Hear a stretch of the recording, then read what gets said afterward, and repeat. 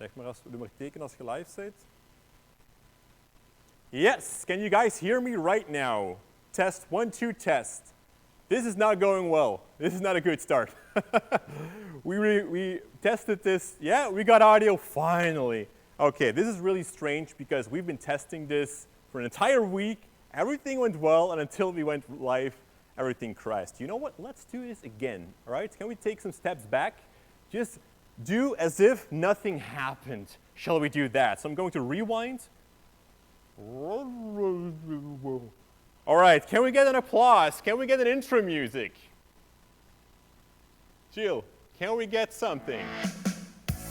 There we go. Thank you guys, thank you. Yeah, thank you all for being here. Wow, so many people here today. You can finally hear me now, right? It makes more sense now. So, wow, this is amazing. This is really cool. So many people here present today. No, that's not true, it's just a sound effect. You can turn it off, Jill. Yeah, that's right. You know, normally I would stand in front of a real crowd right now and we wouldn't have any technical difficulties because I would stand at the South by Southwest Festival in Austin, Texas, in the United States of America right now, where we would do the MSI Creator Awards. But unfortunately, due to the whole Corona crisis, that is not ongoing anymore. But luckily, MSI did arrange this online event. We already had some difficulties, but now everything is going well. So I can ask you guys a question now, finally, because I want to make this interactive. I can see the chat right here. I'm going to ask you guys a question, and that is, what is the first video editing program that you've ever used? Do you guys remember that? The first video project that you've ever worked on, which editing program did you use for that? Can you guys remember it?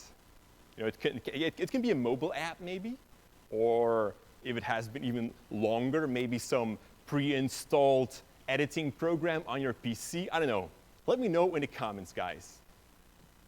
Movie Maker, all right. Yeah, I can see some pretty cool.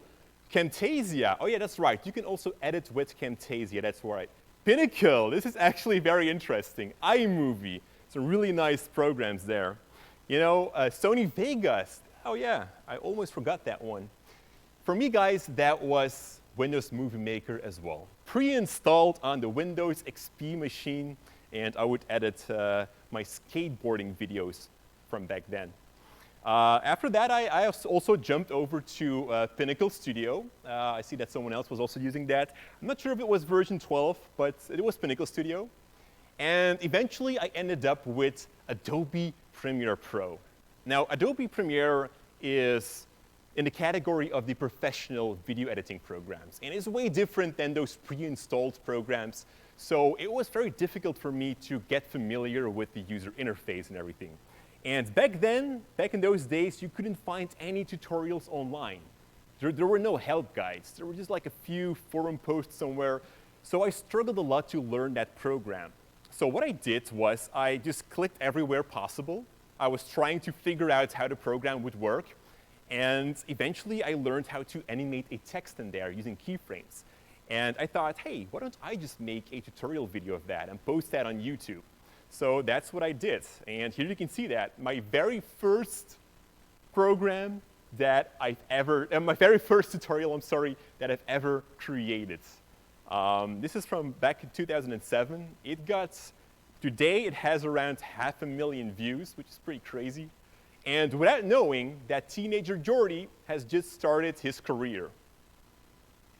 Yeah, that's pretty crazy. So guys, have I introduced myself yet? I don't think that I have yet. My name is Jordy. I'm from Cinecom, which is a YouTube channel on YouTube, obviously. And what we do is we make tutorials. We make video editing tutorials. We make tutorials about visual effects, about camera techniques, about lighting, about sound mix, everything around filmmaking. That's what we do. Now, what can you expect from this live stream? I'm first going to talk about the history of Cinecom, how we got to where we are today, how I became a YouTuber. After that, we're going to do a small workshop. And in there, I'm going to talk about how you can make films like a pro. I'm going to give some tips and some examples. We have some space right here. We're going to give a nice workshop. And finally, we're going to end with looking at the MSI Creator Awards, which is a contest that everyone can participate in and win some awesome prizes. And we're going to take a look at some submissions where I'm going to give some feedback about. Now, guys, very important, those who are in the stream right now, if you stay till the end, I have a very special surprise for all of you. I'm going to give something away to everyone who's still going to be on the stream. It's going to be something very exclusive, so only those who are still on the stream can get that. All right, let's start with the history of Cinecom. For those who don't know yet, who haven't seen our tutorials yet, this is our studio, our own film studio. Here is where we make all of our tutorials. This is the inside, or the place that I'm standing in right now. With some lights, we got actually everything hanging up here. And this is the team. This is the team where we make these tutorial videos with. We are with 4 working here in the office. And this is our audience. We have, at the moment, more than 1.8 million subscribers. Which still amazes me today. I never thought of this. It's for me a dream come true. So yeah, and here is one of those examples of what we do here at Cinecom. We basically make tutorials about popular music videos, about popular films, mostly like visual effects in there. So we look at what is a visual effect in this music video. Can we recreate that? And you can see me here being Billie Eilish. Got the blue hair and everything. This is a music video where she was crying black tears, and we recreated that. But we went all out with this. You can see that I painted my hair blue. We also, I had the same clothes, kind of bit. You know, we had this white background and everything. So we take our tutorials to the next level. We don't just explain the technical part, we make it fun. We show here how we set up the studio, how we come up with that idea, and then we explain how we actually created that effect. We also show, you can see here Janik at the behind the scenes how we've done it. And then we're going to talk about how we remove those tubes and everything. That is basically what we do right here. I want to ask you guys again a question. What is filmmaking? What does filmmaking mean to you? Let me know in the comments right now. Let me know in the comments, guys. What does filmmaking mean to you? For me, I struggled a lot with that. But I want to know from you, what does filmmaking mean to you? Filmmaking is a term, you know, it has a certain art. All right, nice, art. Filmmaking is art, that's right. That's right. Anyone else who thinks what filmmaking is about? Art as well? Everyone is saying art. Filmmaking is art. Again, art, okay. Be original, guys, come on, come on. A lot of art, a lot of art. Anything else? Telling a story through moving images. Right, right, that's interesting. Creative, fun, I like that. All right. Art, again.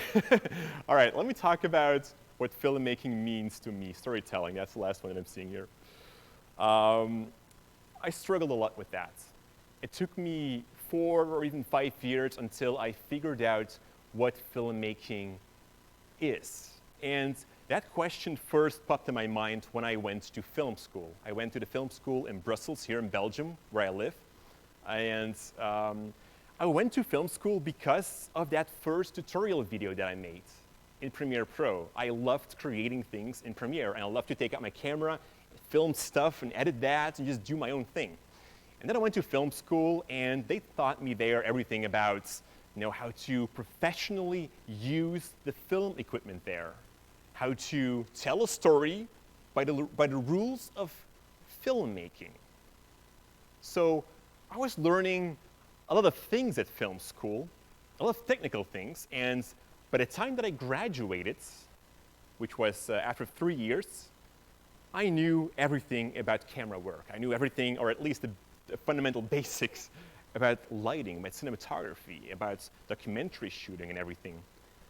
But I also knew that I didn't want to become a filmmaker. And that was because at film school, they told me that filmmaking is either you go to film or you go to a television studio. You work in big teams, and this is how filmmaking is. And I just wanted to make tutorial videos. I wanted to explain like basic things. I wanted to like just talk in a video where I would say like, hey, this is what you click in Premiere Pro, and this is how you create a certain visual effect. But that was not what filmmaking was about, they told me in film school. That's not what filmmaking is about. Filmmaking is about being together in a large team. You have one job to do. You switch the lenses. You are the camera assistant. You switch the lenses. That's what you do. That is what filmmaking is. You make documentaries. You make feature films. I wanted to make a tutorial video for my final work at film school, and they didn't allow me to do that. I had to make a documentary about a topic that I didn't even care about. So that's why I didn't want to become a filmmaker. So yeah, finally I graduated from film school and I had a diploma. So you have two choices there. You either find work as a filmmaker, right? Or you start learning something else. I don't know, become a carpenter or something and start all over again. I tried to go for the filmmaking route. I was sick of school. I wanted to start earning money. Yeah, we've all been there, I think, or at least those who are already working in the industry. How do you make money as a filmmaker? That is nearly impossible, right? A lot of the students that went to my film school, when they went into the real world, they would start doing internships. And I was like, what? You just went 3 years to film school and now you're working for free doing internships? So I was really trying to find a way to make money, to make a living off filmmaking. And it started with, basic corporate films, commercials, because, tutorials, it's not something that you should do as a filmmaker, right? Until one day, a company by the name of Envato Tuts Plus reached out to me. And they said, hey, I saw some tutorials of you online. Are you interested in making courses for us? We would sell them and we would pay you a fixed price per month. What? You're gonna pay me to make tutorial videos? Yeah. And there I was. I was suddenly making money by doing something that I actually loved doing. This here is a picture of my very first film studio, which was at my sister's home. She had like a spare room, and everything you see here is DIY. It's absolutely not fireproof, but it's there. It works, And I was making money by doing something that I love to do, which was amazing. After a couple of years, Envato let me go. That is a different story. So it all stopped there. I had made so many courses and my career stopped. So I decided to start making my own courses. And here you can see a photo of my room at my parents' place in the attic. That is where you can say Cinecom started, in the attic of my parents' home. And I was making courses, and I was like, here, internet, buy my courses. Yeah, nobody was doing that, because I didn't had an audience back then. We had like, I don't know, like 1,000 subscribers back then. So I thought, I need to create an audience, and let's start making tutorial videos as well, for free, for the world. And I would say, hey, if you like this tutorial video, please buy my course, because I want to live from what I do. And the sales went horribly wrong. It was not going well, the sales. But at the same time, I was growing actually an audience on YouTube slowly, which was pretty amazing. And without knowing, one day we had 50,000 subscribers, and we had some advertisers who were interested to work with us, and I was starting to earn a little bit more money. And I was like, hey, I can actually hire a guy right now. So Janik, who's now standing behind the camera, started working with me, my first colleague. And after that came the studio. We bought the studio, which was just an empty hall in the beginning. After that, Lorenzo joined, and after that also Jill joined. And now we are making tutorial videos with the four of us. I have my own film studio. We have a beautiful team that we can create awesome tutorial videos with. And here you can see how this studio really changed the channel because we suddenly had space. We built this entire crane, this camera crane that we could even pull over a car. You will see a shot of that very soon right here. Here you can see it over an entire car. I mean, that is only possible if you have the space for it, which is really amazing. Here you can also see one of the tutorial videos that we made about a music video about Billie Eilish, where she would stand within a glass cube that would turn into ice. And she would stand in this very big, dark studio. Well, we were able to recreate that just because of the team and the space that we have. That was my idea from the beginning. This was really fun to work at. Here's another one, Panic at the Disco, Emperor's New Clothes. This is, for me, the most memorable tutorial video that we've ever worked on. So we basically recreated the set of that music video.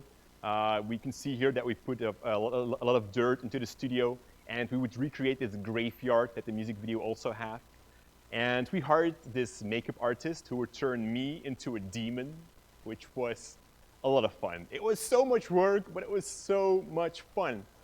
And this tutorial is not about how you do all of this. No, it's just about one effect in that music video. But we take that to the next level by also like recreating everything of that music video. And I think that is what kind of separates us. And that's also how I want to separate Cinecom from other tutorial channels.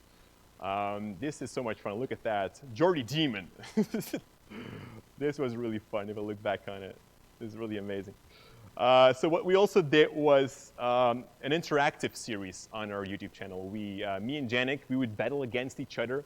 We would, like here, we were doing a 24-hour music video challenge.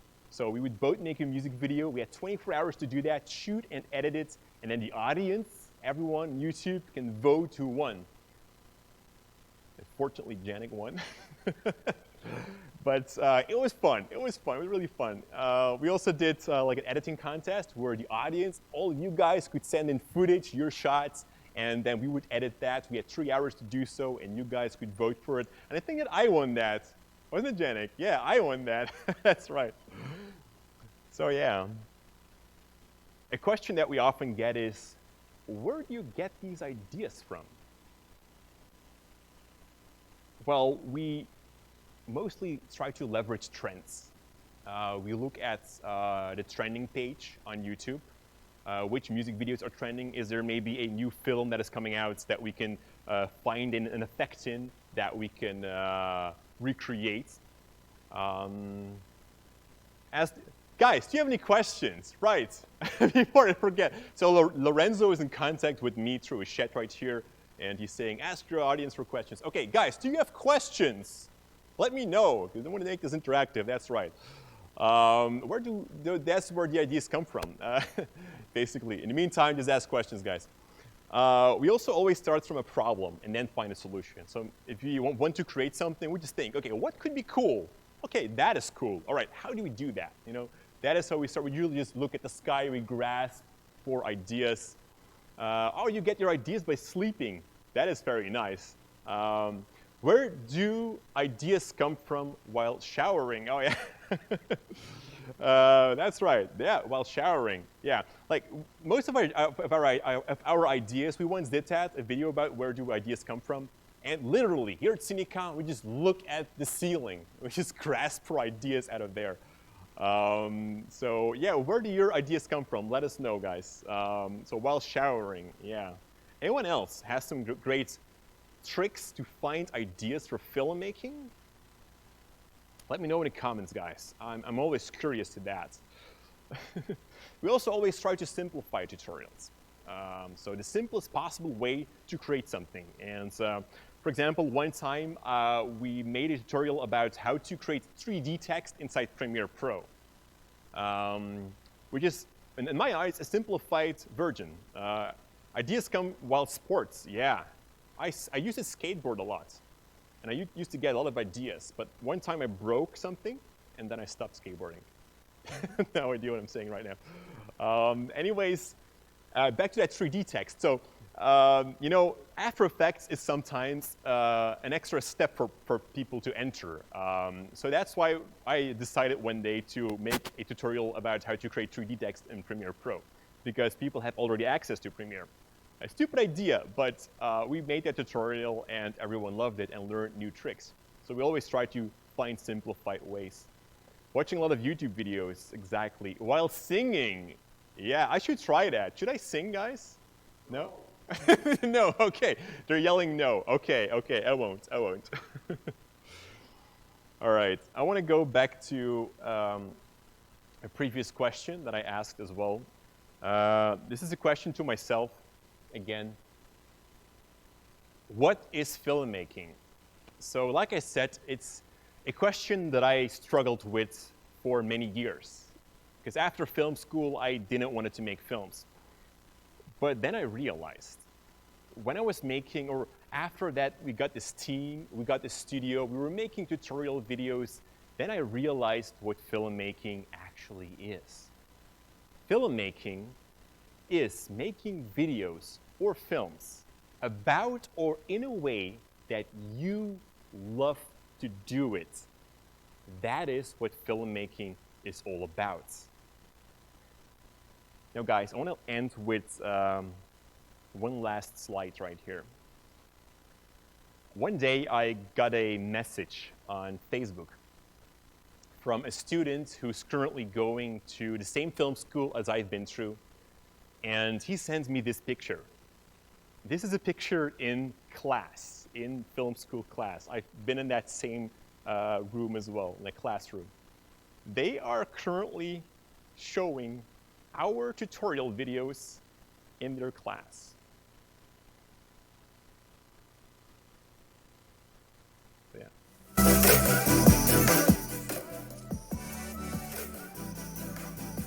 All right, guys, do you have any more questions? Because that was it for the history of Cinecom. I really hope that you've enjoyed that. Do you guys have any questions about the history of Cinecom? I don't know.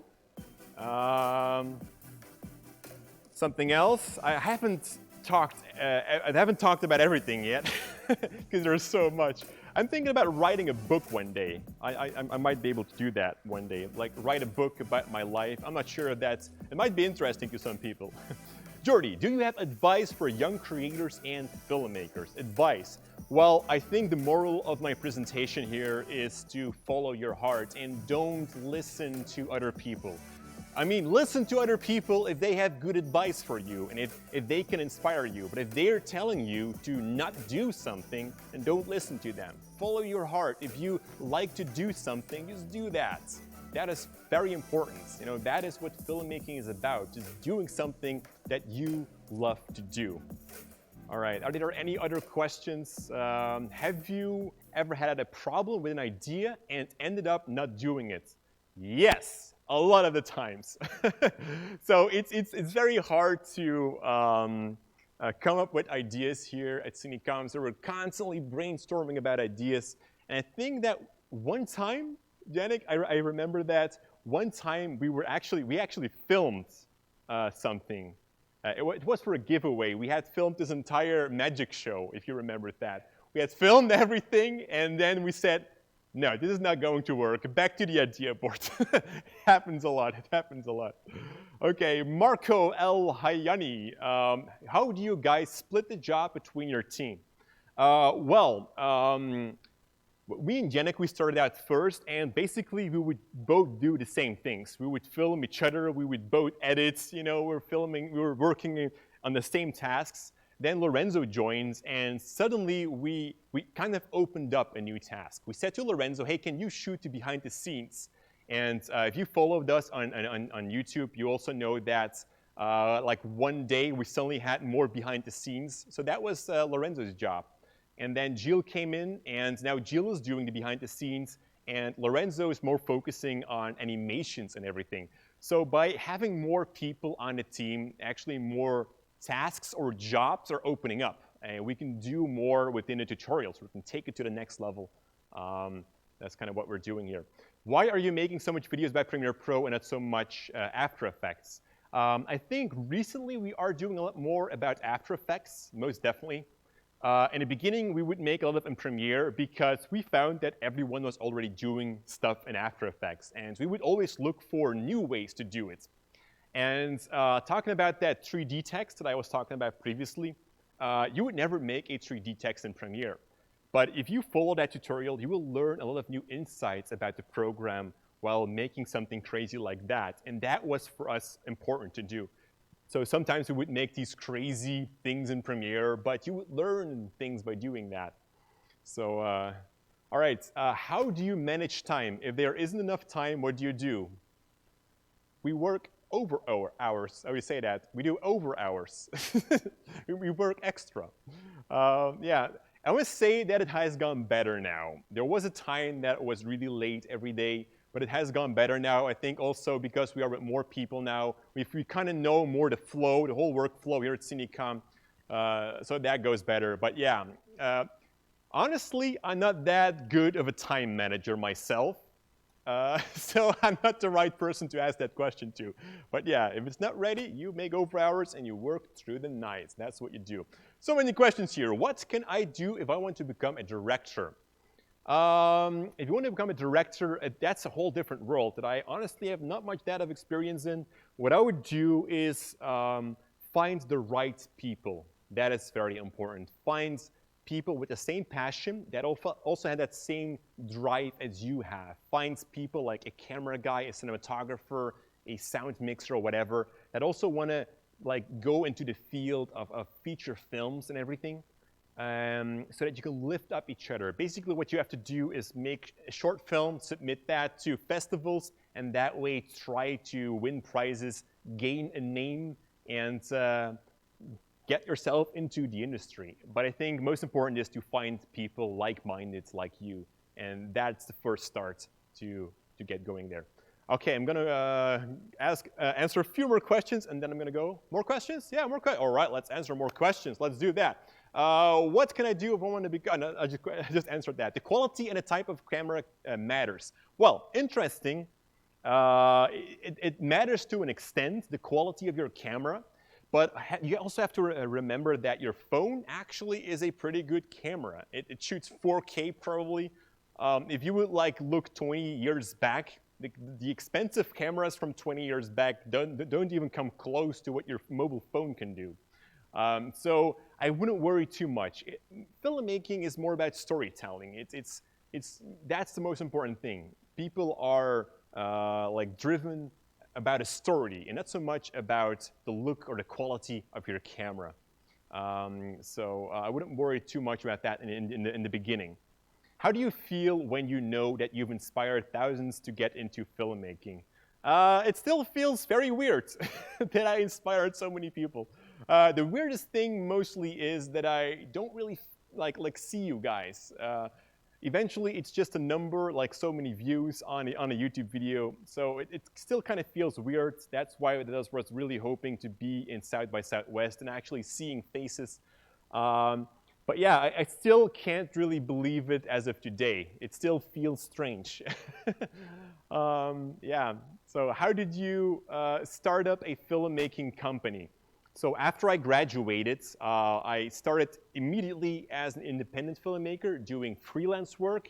And after that, it just started growing. I think that also part of that was a lot of luck. I also put a lot of effort into my business. I really wanted to become a business. I wanted to do it full time. So I went out to clients. I went networking. I reached out to potential clients just to find work, do corporate videos, commercials, etc. And that's how it eventually grew. So yeah. Do you have any plans to work with other filmmakers or any film production companies? I used to do that actually, to work when I freelanced or when I had my production company, when I was making corporate videos, I would work together with other people, most definitely. Now that we're doing YouTube work, we kind of have our production company here, so we mostly rely on freelancers ourselves. So sometimes when we need a makeup artist, we would hire that person, or an extra camera guy, we would hire that one person. But talking about collabs, we also did some collabs in the past with other filmmakers. We once even did a collab with Shane Hurlbutz, with Matthew from Cinematography Database as well, with Orange83. There are some other YouTubers. Who? Film Learning, exactly, with Film Learning as well. So that's also kind of collaborating with other production companies. All right, do you think life experience will affect your creativity? That's a very good question. In one way, life experience is definitely fueling my creativity because by making things, you learn and you just gain more insights about everything that you're creating and doing. At the same time, I definitely feel that I'm slowly losing that drive, to be very honest. But I think that's very natural. Everyone who gets older and who's doing a certain work for a period of time, I don't have that same drive anymore that I had when I started the YouTube channel. And an example of that was I used to work 7 days a week, and now I'm turning that down to only working 5 to 6 days a week. And I just feel that my body needs rest. Mental, I need rest. So I don't have that energy anymore to put that drive into it anymore. But that's also experience, I think. Hi there, I would like to start short films. What would be interested for people know to watch at home? Do you have any good idea to get interest of people? Get inspiration. When it comes down to films, just look at existing films and write down what for you is a breaking point.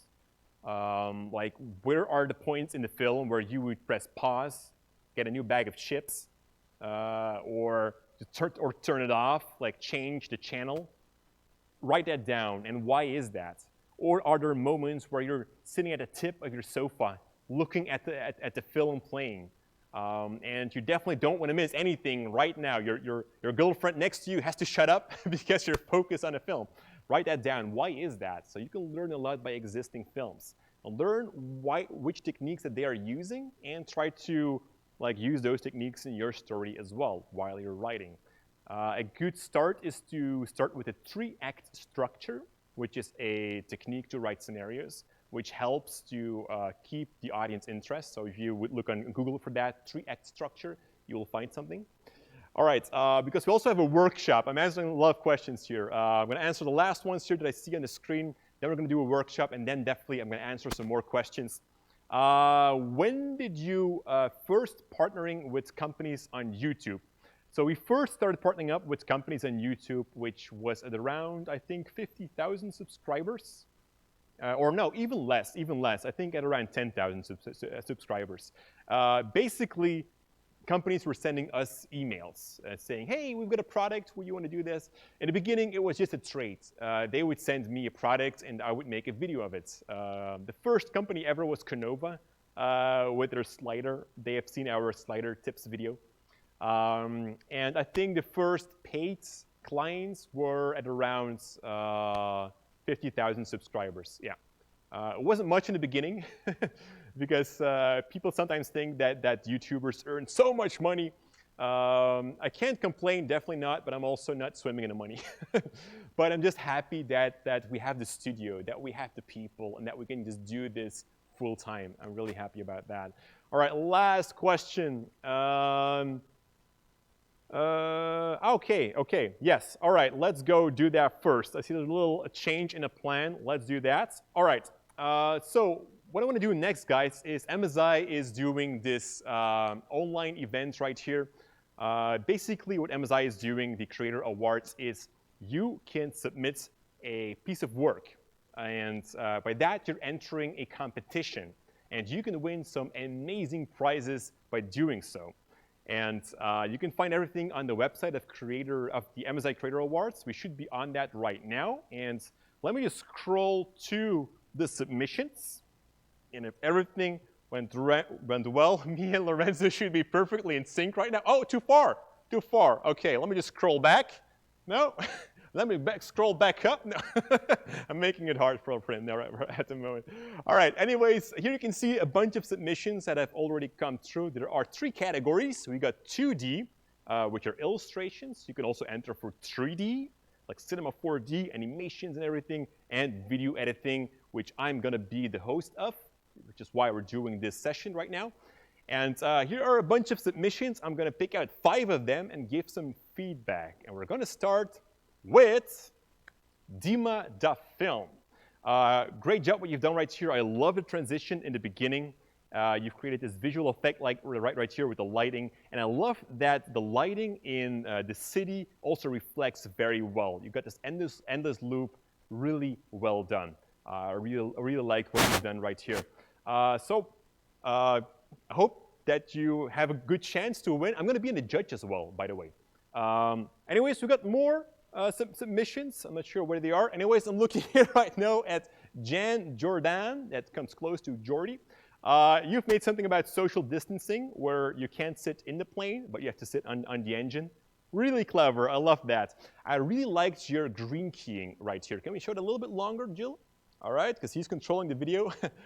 Your green keying and your lighting is really good. If I can give a little bit of feedback, and that is to maybe also add the reflection in the airplane. You can do that by duplicating yourself, then flipping yourself upside down, and then having a mask over it. And that way you kind of have this shade going into the reflection of the airplane. But great job, I love it. The next one, this one I really love, from Nick. I'm not going to pronounce your last name because I have no idea how. But you've made these, like, I love your visual effects in here. So you're basically jumping into a freeze frame of yourself. And I love the distortion in the sky as well. You have these extra elements and everything. Really well done. But not only those visuals, what I also like a lot is the story. So yeah, it's a pretty long one. You guys should definitely check it out on the website. It's really cool. Maybe one little bit of feedback that I can give is to watch out with your color grading. Your saturation is screaming a lot. Personally, I would go for a little less saturated, less contrast, but I'm not sure that might be the compression as well. But all in all, I love what you've done. All right, the next one is from Nico. And I remember in your description of your submission, you talked about your passion of film. And when I see this video right here, I can see that passion in your face, in your emotion, in your smile. It's really beautiful. And I can see that you have a lot of talent there, really nice visual effects. One tip that I can give you is don't let things go too fast, because when you show the weapon there, the visuals, it goes really fast, and I want to look at it because it looks good. So be careful by cutting too fast. Give the audience a little bit of time to see what's going on the screen. All right, the next one here comes from Patricio, and Patricio, what I really loved about your video submission right here is that you actually recreated an effect from something on our website. So it should come right here, right now, from an effect from our tutorials. This was inspired by Panic at the Disco. High Hopes was the title, I think, where they would climb or walk on walls. So you can see him doing that right here. Really well executed. You can see your green screen, your mask. That is really well. One little bit of advice, you're kind of walking at the same spot. I would cut away a little bit faster there because actually he's just leaning onto a chair. But we can't tell anyone. All right, do we have some more submissions? Gotta see that we have to, that we're all on the computer. All right. The website, okay. Okay, yeah, a little change of plans right here. Okay, we're gonna try that. We're gonna take a look at some more submissions then. All right, let's do that. MSI, just type in MSI Creator Awards and we should be there. All right. All right, you know what? Can we get there? Just waiting for Jill here. All right, so MSI is in contact with us at the moment as well, and they're asking to show some more reviews. So we'll do that. We're going to take a look at some more submissions. There have been a lot. And what I really love is that everyone is doing something different. That is really amazing to see. I always love it to see what other people are creating. Very often you also get emails from people saying like, hey, I just made this, can you check it out? and it's always amazing. Definitely when they say that we are inspired by them. All right, so we are, just to scroll down, Jill, all the way down, all the way down, all the way down. There we are, video editing. And from there, we can check out a few more. All right, so let's just open up a few more. Now you can just pick out some random submissions from there. So I haven't gone through all of them yet because this is one of the newer ones. So here's another submission from, I'm just going to take a little closer look right here from Alejandro. So yeah, the internet is not so well.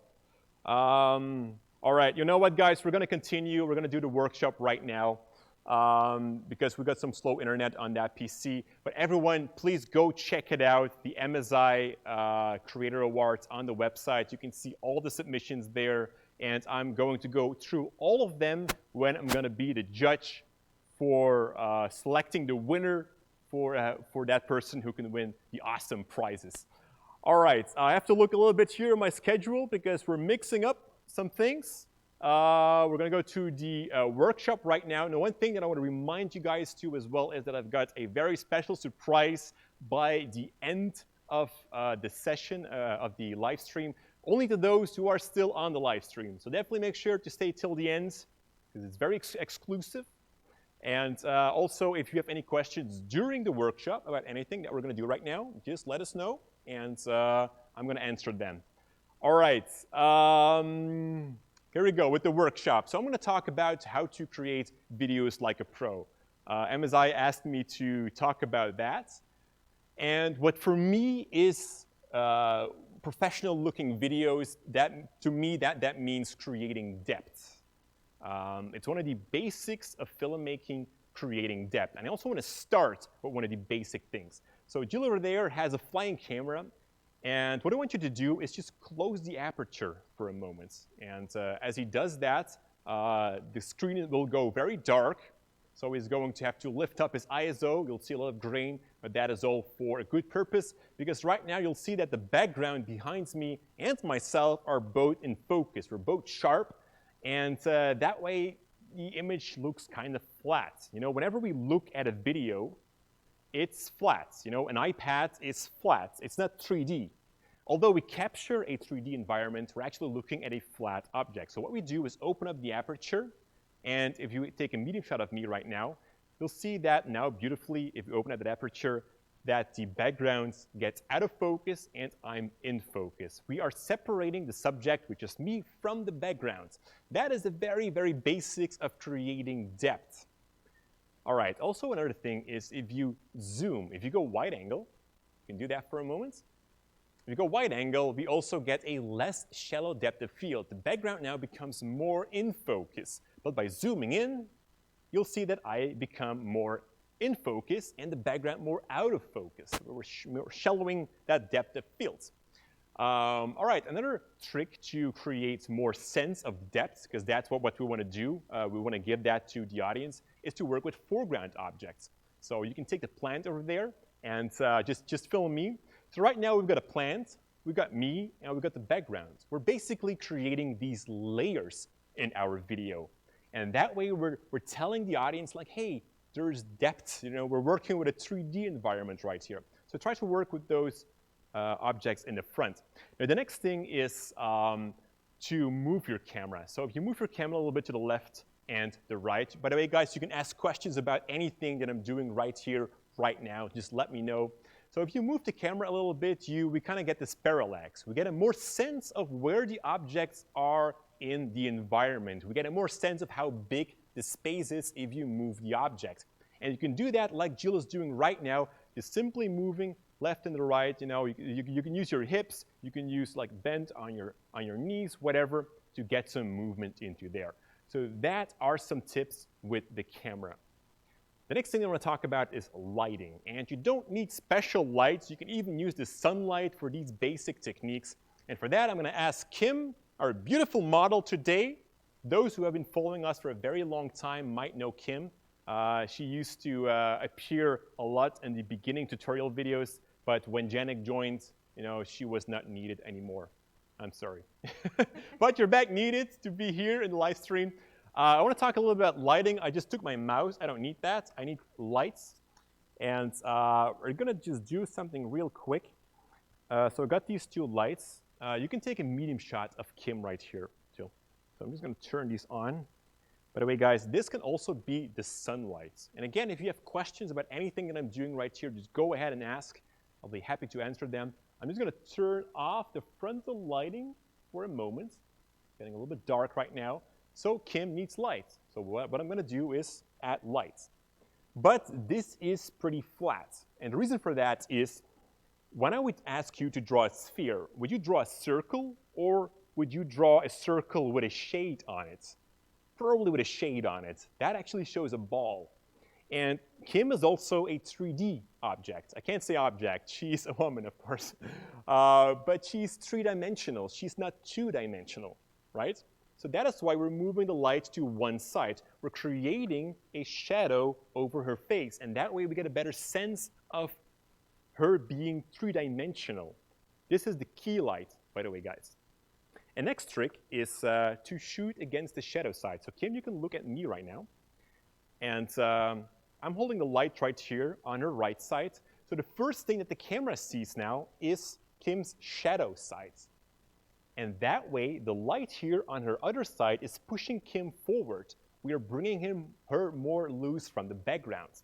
If we would do the opposite, we're again creating more flat lighting because we can't see the shadow on the other side. You always want to see the shadow. You know, lighting is often about the shadows as well. So guys, I'm using these two lights right here, but you can also use the sunlight, of course. And then finally is the backlights. I don't have to use these because we've already got backlights in the studio right here. And what a backlight does is create this rim light. We also talk about hair light in photography a lot. Guys, again, if you have questions, go ahead and ask them in the comments what I'm doing right here. And that way, she's also coming more loose from the background. You know, just if you're shooting outside, have the sun outside, just put the sun in the back. It can also be a little bit on the side. It doesn't have to be straight behind the subject, but just make sure that it's behind somewhere, either on the left or on the right side, and you'll create this rim light around your subject. All right, let's turn on the lights again here. Frontal lighting, softbox, there we go. Look at that technology right here. All right, so the next thing I want to talk about is how to use your environment to create more depth. And these are some real simple things. I'm going to start with a little bit of color theory. So Kim, you can stand right here in front of the blue backgrounds, and Jill can make a shot of that. Okay, we got a question. Which is your favorite movie that thrilled you with the effects? Which is my favorite? Well, my favorite movie is Mr. Nobody. It's not a pretty popular film, but what I loved in that film was art direction, and that is actually something that I'm going to talk about right now. Art direction and cinematography was really cool. They didn't have, there was a lot of effects in there, but it was mostly about the art direction and everything in that film. Of course, the Marvel films, which has so many effects, they're always so well executed, and I love that. Oh, some more questions here. Which lights do you use on the ceiling? On the ceiling right there, we have Fresnel lights. So we got some shots of that. These are actually very cheap lights because they're not being used that much anymore in the TV productions because these are getting pretty hot. These are 2,000 watt lights. So that's why you can find them pretty cheap on websites like eBay or something. I think that I paid around $50 for one of those. But they get very hot, but they have a very good quality of light. Tungsten lighting is always good. If you go to a Home Depot or something and buy construction lights for $5, which have tungsten lighting in them, you'll always end up with good quality light. The quality of the light itself is always good. That's not the same as with LED. Cheap LED lighting will be greenish, so you want to try to avoid that. Okay, where to buy lights and cameras? Like I said, eBay is a great place to find such lights. For new equipment, personally, I would go to first a local shop because you can maybe see the lights there, hold them. If you would buy something from the internet, you can't see it before. But there are some, if you're from America, you got B&H, Adorama, which have some great technical support, customer service as well to buy equipment from. Other than that, like I mostly purchase from local web shops that I am also sure of that I can send that back and get support. I think that is important. Only for things like second-hand objects like these Fresnel lights, you have to buy them off from eBay or from a second-hand website which is in your area. So yeah, let's talk a little bit about the environment now. Let's get a close-up of Kim, or medium shots. Now Kim is standing at the moment behind or in front of a blue background, but she's also wearing something blue, so both blue. Now her skin tones kind of lay on the opposite side of that. So if you look at the color wheel, on the opposite side of blue or teal, green, cyan, we got all of the warm tints. We got yellow, we got orange, red. That's also why I'm wearing red at the moment. Now, so those are opposite colors, contrast colors, and you can separate them from each other, creating more depth. So for example, Kim, if you would open up your jacket or take off your jacket, underneath that, she is wearing something yellow, which is the opposite color of blue. So here you now get a very simple trick to create more depth in your shots by just wearing something in conjunction to your background. So we are, as humans, drawn to yellow colors, to orange colors, so that's why you would often see that as well in films where the background is more blue. We also have here blue in the backgrounds, and your foreground is more warmer. A very simple trick. All right, for the next thing, I'm gonna turn you two guys around. You can stand right here in front of a white wall. And what I'm gonna do real quick here is point this light to the wall. And Kim is like bright or semi-bright. Yeah, she's pretty bright, but the background is bright as well. So we now have two of the same exposures, and that's the same thing as with the color example that I was just giving. So what you want to do is find yourself some darker backgrounds and your subject being lit normally, like be bright and your background be dark. Just as I'm standing right here, I'm bright and my background is dark. If you're outside in the sunlight, try to look for trees, shadows in the background, and have your subject stand in the light. And that way you also create a difference in luminance or exposure between your subject and your background. All right, if you have any more questions, guys, let me know. I'm happy to answer them. In the meantime, I want to go to the last trick. And for that, I'm going to take a rec. You can stand right here. That's right. I actually have a real rec right here that I'm going to take as an example. And I see that we have some questions coming in. All right. Kim, you can stand next to the rec. There we go. And Jill, you can make a medium shot of Kim right here. And have the rec kind of like use the lines. We are now using a piece of the set to create more depth because we're using these lines of the rec as leading lines. They go towards Kim. And because we see these lines go into a perspective, we get a more sense of the 3D environment right here. And that is why we're making such a shot. So try to find such objects, such things in your environment that you can use. This is something used as well a lot in architect photos or films where they would use like a street. If you would have someone stand in the middle of a street and just film that person, you will have the lines of the street go to that person. Lines help a lot to get a better sense of the 3D environment, and that is how you can create more depth. All right, thank you so much, guys. Those were the 9 tips that I have for you to create more depth in your shots. Thank you so much, Kim. A little applause for her. Thank you, Jill, as well, for the flying camera. I'm going to put the rec back right now. There you go. Do you guys have any more questions about this?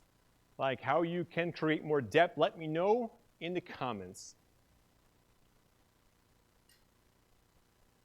Okay, I'm just waiting here.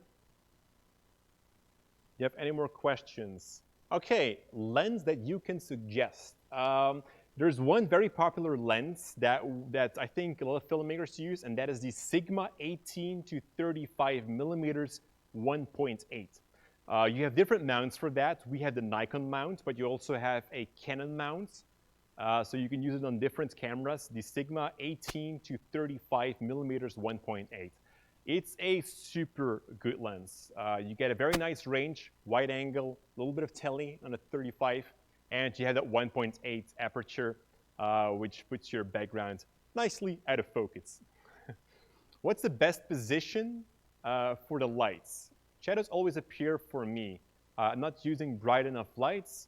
Great light, by the way, thanks. Cinecom and MSI, thank you so much. With the best position for the lights.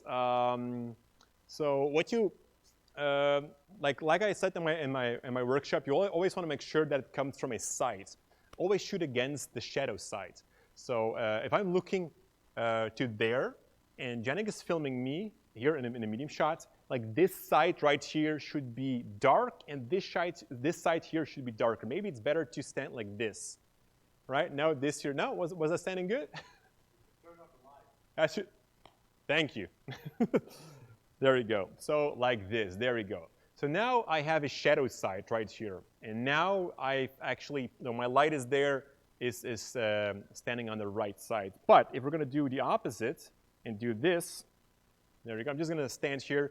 You'll see now that I'm looking more flat. Like this side right here that is pointing to the camera should be in the shadow. That is a very good trick. Basically, what you always want to try and do is get your lights behind your subject. That is what you want to try and do. It doesn't have to be straight behind, but just like in an angle somewhere behind the subject.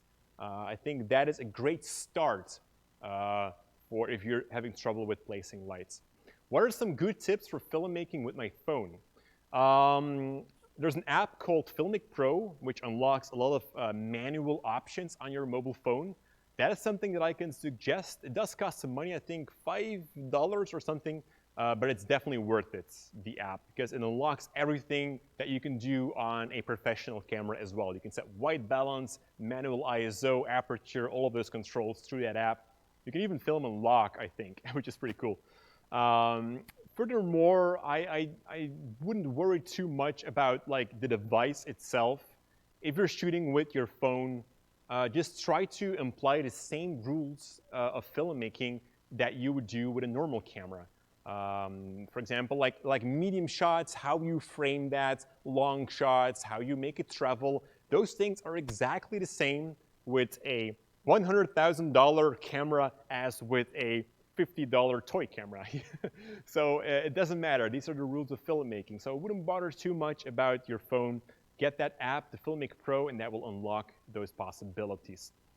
Because I can't do empty shots and other techniques because of my phone's shutter speed. Oh, okay, so yeah, like you were saying, like some visual effects limitations that you have.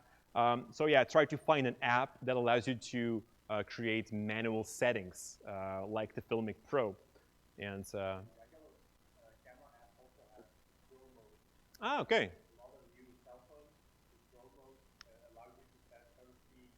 Okay, that's interesting. So Janik was just saying that a lot of the mobile phones today, I didn't even knew that, like the modern phones today also have a pro mode in your phone. And with that, you can also change your aperture, ISO, and everything. So check if you have that first. And then if you don't, check out Filmmaking Pro. How to avoid raccoon eyes. Yeah, that's the shadow that you have underneath right here. Raccoon eyes basically comes if you have a real dark studio. So when I'm going to turn off the softbox right here, right now I should be getting those. Do I have those? Yeah, I should be having those a little bit right now. And that's because I have one light, which is pretty strong on me. And I'm breaking that. There is a soft filter in front of that light, so it's softening the lights a little bit more. And that way, this here gets removed. But also, if you would reflect the light from underneath, creating multiple light sources, basically, you kind of avoid those raccoon eyes. We have a second softbox right here, which is kind of going to lift up those shadows. So it should be having less of those raccoon eyes at the moment. That's because we have a second softbox on that side, which is adding more fill light. That is basically what you want to have. Raccoon eyes happens a lot when you're working with a single light. Try to, if you're indoor, by the way, and you have a light indoor, what we almost always do is point that light to the ceiling and just cast that light all over the space. But it's always going to be casted from that one hot spot you have in your ceiling. So you're always going to have like one key light from it, but it's going to be super soft because you're bouncing into the ceiling. All right. That's pretty cool. We have a couple more questions here. What do you think about, I don't know those, Yongnu lights. I'm really sorry, but I don't know that brand. There are many brands out there, so I wouldn't know. I would always say try to look for reviews online or articles, anything that you can find of people using the lights. Try to do that. Let's see here. When would you prefer a smaller aperture opening over a bigger? That is interesting. I recently read an article about the aperture of your camera. Like if you open up the aperture, you get a shallow depth of field. Your background becomes out of focus, you're in focus, and it has become a trend among filmmakers. You know, having a big sensor, a big opening, getting that cinematic look, that shallow depth of field, that is what you want to have. But with the DSLRs, like everyone is doing that, right? Everyone is creating this shallow depth of field, so it's not really so original anymore. So what more mature filmmakers are doing right now, that's what I read in the article, are now back closing their aperture and finding different ways to create depth.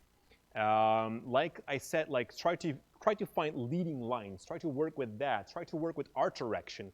Like think about the costumes, the color of the costumes, the color of the backgrounds, the brightness tints. That are different ways to create depth. You don't always have to work with that shallow depth of field. We once spoke with Pierre Gilles. I almost forgot his name. Pierre Gilles, which is a French cinematographer, and he made the cinematography for The Upside Down. I'm not sure if it's somewhere online. If you would search on YouTube for it, Pierre Gilles, Cinecom or something, you will find a workshop, a collab that we did together. And there he also explained a lot about how he creates cinematic shots, cinematic depth, mostly with art direction, with the way he composites the shots and everything, which is really interesting. All right, so more questions is CGI effects versus practical effects, which is better? Very good question. That's actually a question for Janik, but I'm going to answer it. We love to do practical effects more because with practical effects, you can instantly see how the effect looks like, and it's usually going to be more realistic as well. Recently we did a video about how to create a building explosion, and what we did was use small bricks to build a tower. We would lay like a little small bomb in there, like those crackers or something, and have those little small bricks explode out of that miniature tower. And we would cut that out, mask it out, and place that into a big tower. I wouldn't say that the effect was perfect, but it definitely looked pretty good. And if you would make this entirely in 3D, you have to have the knowledge of getting the physics right, of getting the reflections of your explosion right, of getting all of those bricks and everything, the texture, and that's not always so easy to do. So very often we do try to do it practically first. The same thing goes with, another great example. We once did a Superman liftoff, where you would jump in the air, and you would like a Superman liftoff, and on the floor we would need this sand that would pop up as I would jump because there's a lot of force going on in there. And what we did was just make a shot of us just throwing up sand in the air. And we used that shot, overlaid that on when I jumped into the air, and you would get a realistic sand pop-up. you can never get the lighting as perfect in 3D as the real thing, obviously. So I'm definitely more for the practical side. But of course, you can't do everything with practical, so there has to be CGI in there as well. Have you ever used MSI computer products for filmmaking? Of course, we have a lot of MSI products here. I think the first computer that we got was from MSI. Yes, it was from MSI. It has been running super smooth for us. Over the years, we've been upgrading our PCs, and this is not because they're inviting us here to the live stream, but it's true story. The MSI PC has always been running the smoothest for us. So we have upgraded all of the PCs here now to MSI. We also have the latest P6, the Prestige 100 here standing with us.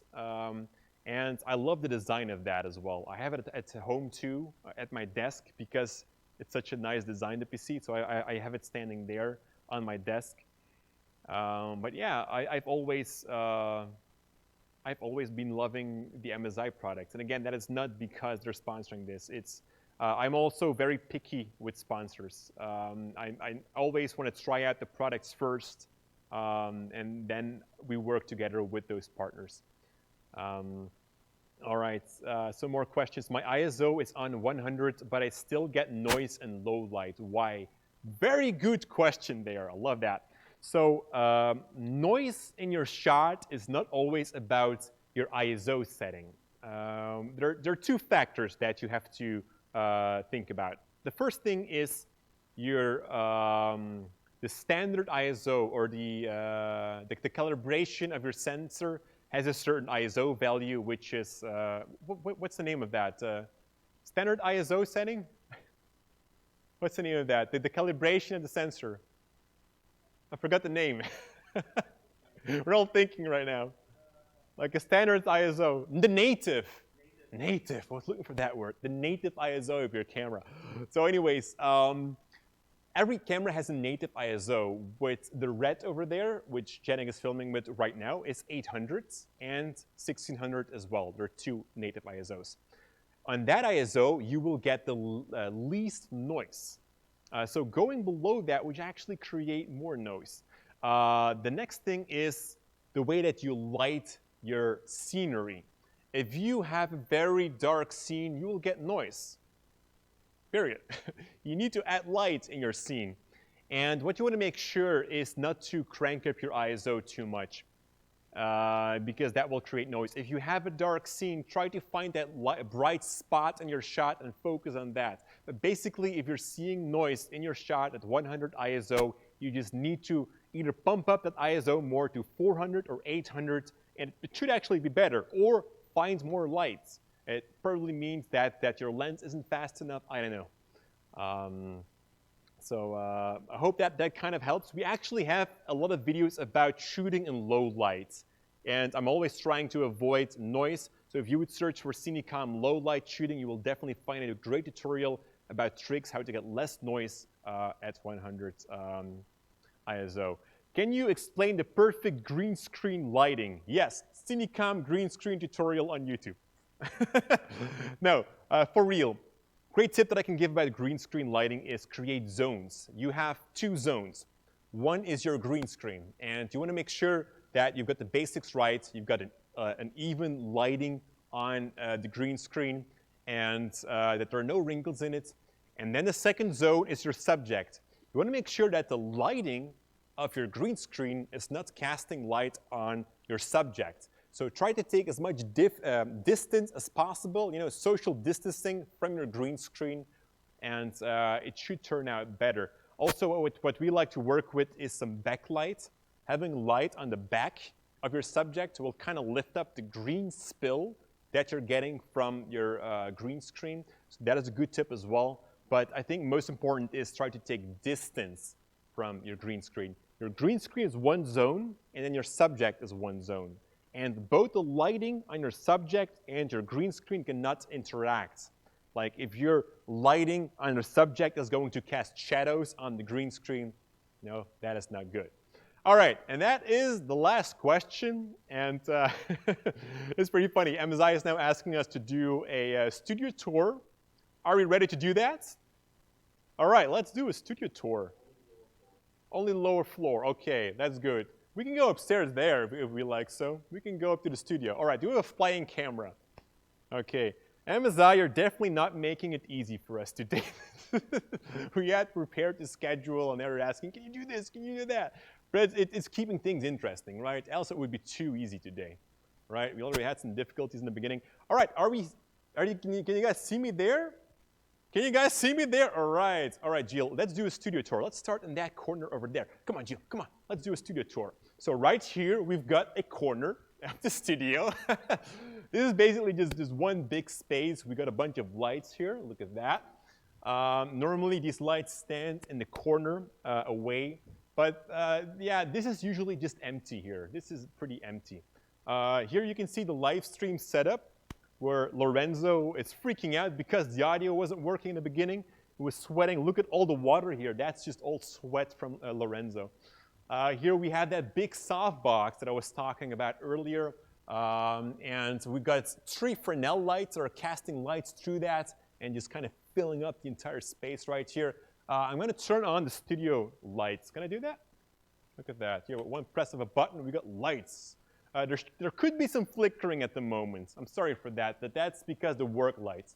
So just follow me. Oh, yeah, no. First here, the rec. So it's very messy at the moment. There's even a banana here. But normally it's cleaned up. We weren't prepared for a studio tour, MSI.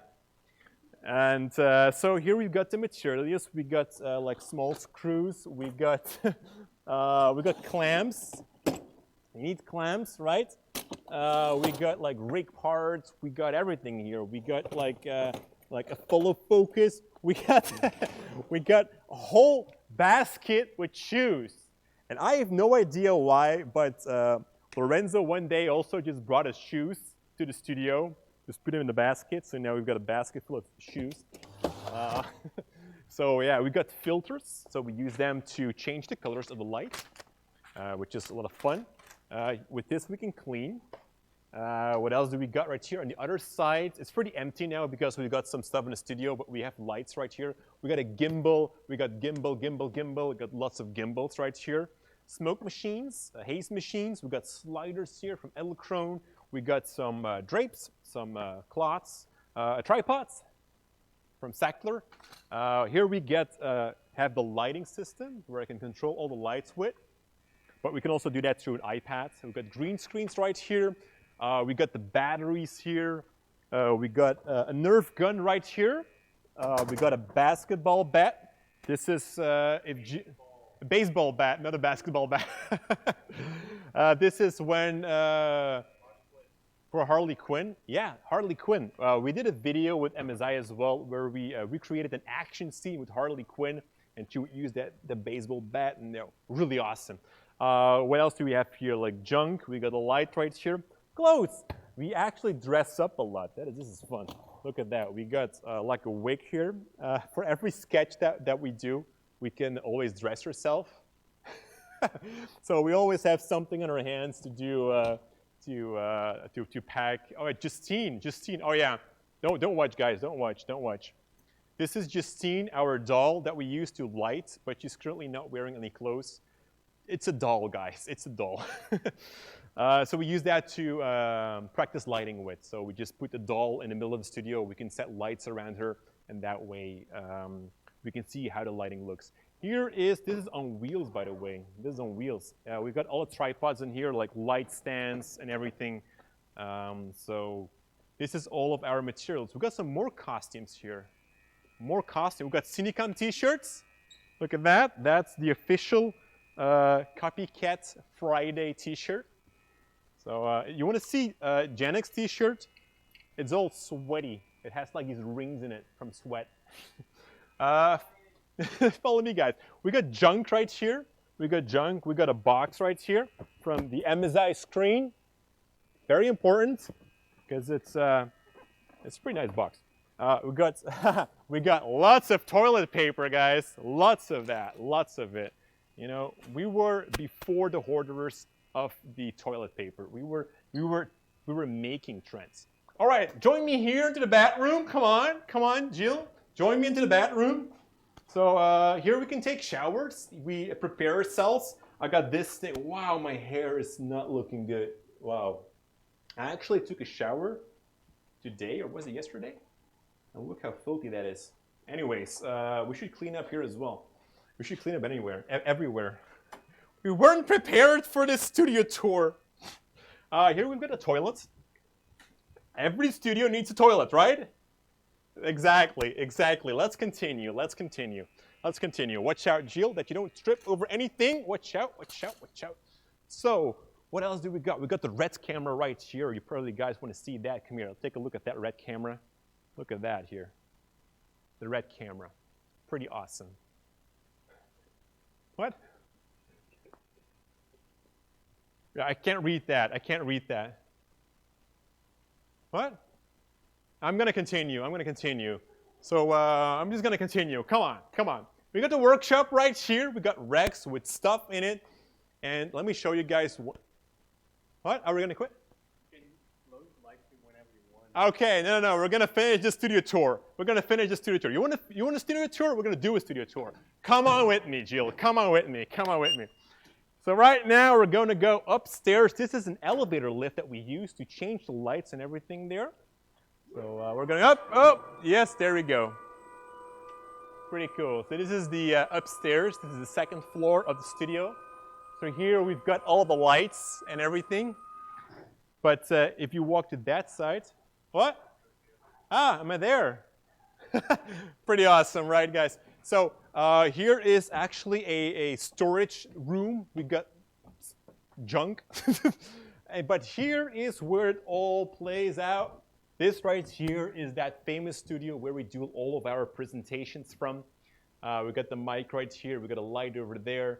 They're not turned on right now at the moment, but here is the studio. And as you can see, we got a blue wall in the back, and I'm wearing something red. Color contrast.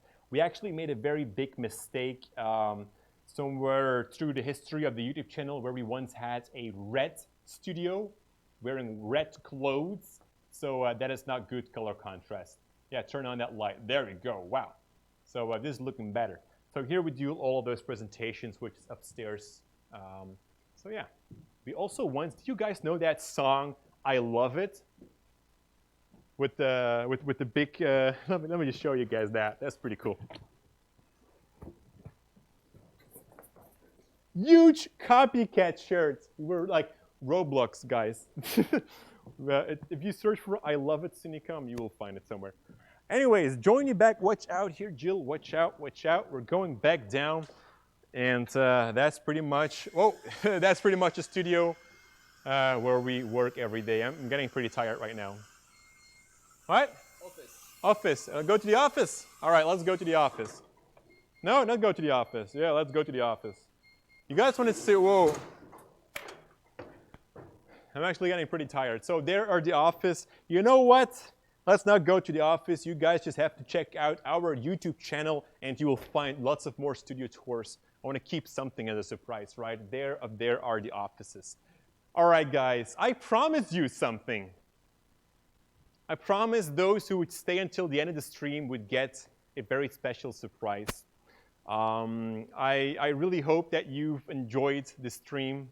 Oh yeah, the lights, you have to turn on the lights. Are the lights off? They're on. The blue lights. Harder? Oh, okay. Is this better? Here we go. All right, guys. I really hope that you've enjoyed this stream a lot and also the workshop. Now, as you know, we create these courses as well online. I still make these courses and sell them online. But because you guys were here today on the stream, which I thank you for so much, we are going to give away one of our courses, which is about creative camera framing. It's a more advanced course on camera work, so you'll not really learn the basics in there, but more about how you can create different framings, which are not academically correct, but you're going to learn a storytelling behind them. And I'm giving that course away to everyone here on the live stream today, and you can go to there by going to cinecom.net/learn. And if everything went well, we should also see that somewhere here on the screen. So go and check that out right now. The link expires on Monday. So be fast. Right after the stream, go straight to it and get yourself that course. It's on Skillshare, so you can create a free account on Skillshare, and that way you can just watch the course for free. And if you have any questions, you can also use a discussion forum there, and you'll be in contact with me. Thank you so much, guys. Thank you so much for tuning in into this live stream, into the MSI Creator Awards online. I really hope that you've enjoyed it. I want to thank MSI so much for hosting this event. It's been a real pleasure for us. Thank you, the guys of Cinecom as well, everyone here present, the big crowds. He's not here, unfortunately. But you guys are here. Thank you so much. Next up is going to be Dennis Haas. He is a 3D animator, and he's going to give his session on the 25th of April. So definitely make sure to set your reminder for his live stream as well. I'm going to tune in, and I'm really excited to see what he's going to talk about. All right, guys, thank you so much. And you know it. As always, stay creative.